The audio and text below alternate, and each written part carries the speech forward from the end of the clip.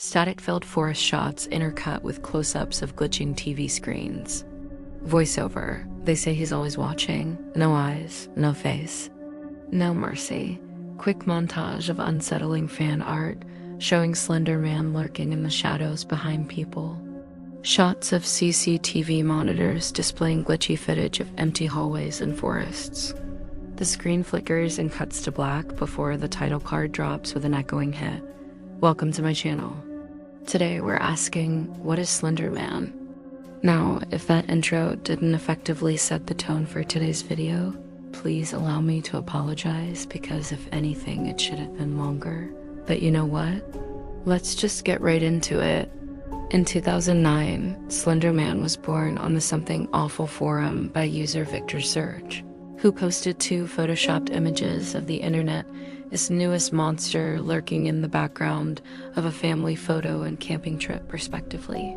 But what started as a couple of goofy images would soon grow into something much more sinister and sadly all too real. You see, this was just about the time the internet was experiencing a boom in creepypastas, a word coined from the Italian pasta, which when combined with the prefix creepy, formed a new meaning to describe creepy online stories. And during the late 2000s, websites like Creepypasta Wiki were exploding in popularity.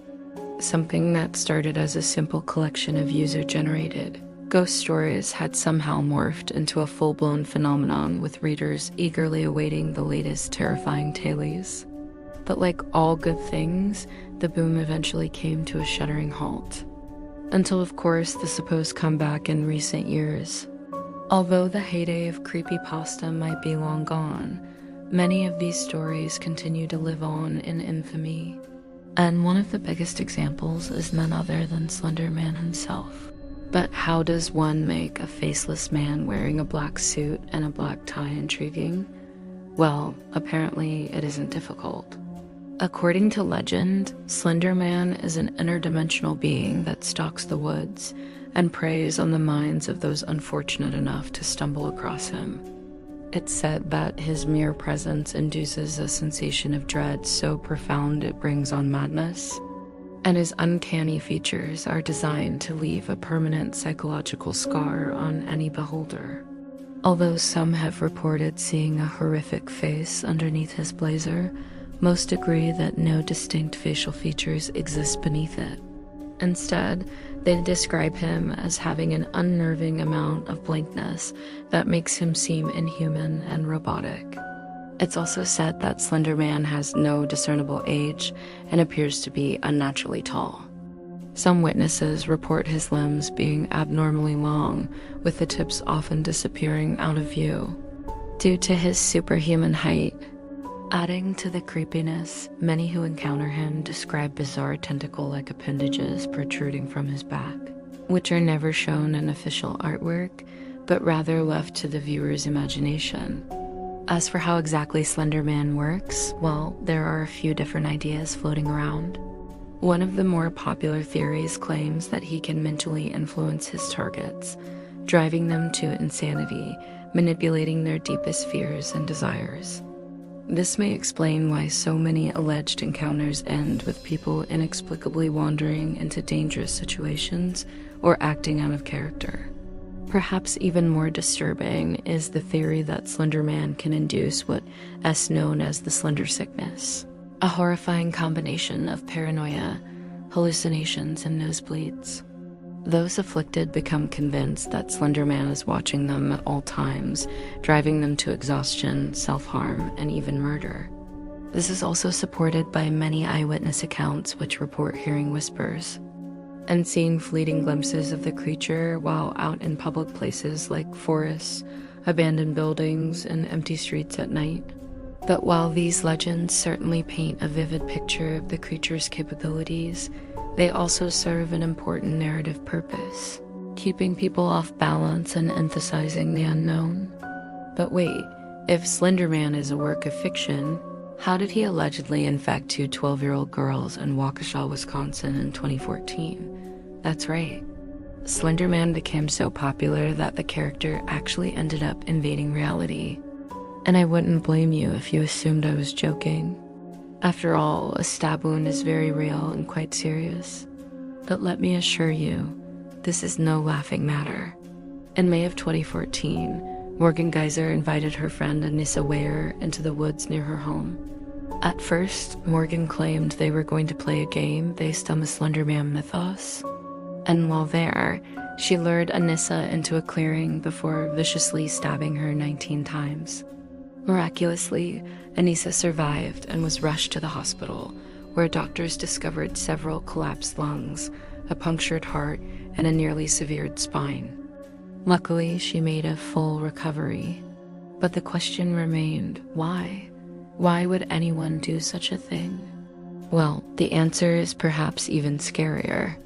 While Morgan and Anissa both testified in court, they told very different stories. Morgan claimed she stabbed Anissa because Slender Man told her to. When asked why she followed Morgan into the woods, Anissa stated, "I trusted her. I thought everything would be okay." After the attack, they both stayed at the scene until emergency services arrived. While this case still raises more questions than answers, the details surrounding it led many to believe that Slender Man really did have a hand in the tragedy. Eyewitnesses reported seeing the two girls acting strangely in the days leading up to the event, and both defendants claimed to have seen the creature on multiple occasions prior to the stabbing. Although Morgan was charged with attempted murder and later sentenced to 40 years in prison, many were quick to point fingers at her parents, who reportedly allowed her to watch Marble Hornets, a now infamous ARC series that helped bring Slender Man to mainstream notoriety. So what is Marble Hornets? Well, imagine spending the night in an abandoned asylum and filming everything. Then imagine having your entire group stalked by Slender Man throughout the night. That's Marble Hornets. Created by Alex Kister, Marble Hornets originally started as a series of short videos uploaded to YouTube in April of 2009, roughly around the same time that Slender Man was created. But instead of just posting found footage videos of haunted locations, Alex included subtle hints of Slender Man, leaving viewers to piece together clues as each new installment was released. Although it wasn't long before the cryptic plot and unnerving footage caught the attention of fans worldwide, eager to learn more about the mysterious Marble Hornets. As the story unfolded over the next 4 years, viewers were introduced to a cast of characters, each trying to escape the grasp of Slender Man. The series incorporated intricate storytelling techniques to blur the line between fiction and reality, which explains why so many young viewers felt a strange sense of connection to the characters. The Marble Hornets RG expanded to include audio logs, hidden Easter eggs, and a massive online following. By the time the series finale was released in 2013, the mythology had grown exponentially, incorporating elements from other creepypastas like Jeff the Killer and even local legends from Wisconsin. Around this time, Slender Man had become so popular that there were even video games created in his honor.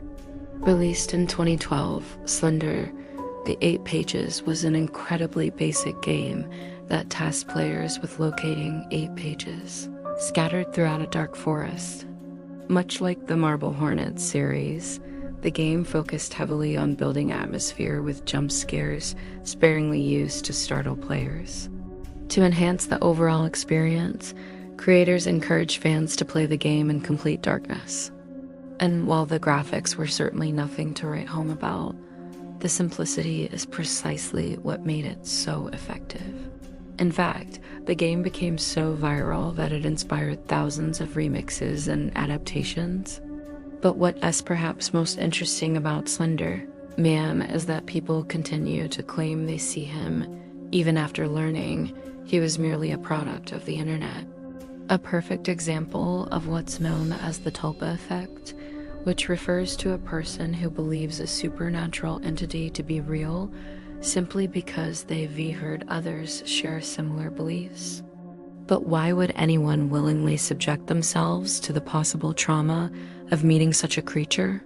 Well, I hate to break it to you, but humans have been fascinated with the unknown for as long as we've been around. Our fascination with urban legends, ghosts, cryptids, and myths is hardwired into us. And the internet simply gives us another platform to explore these fears.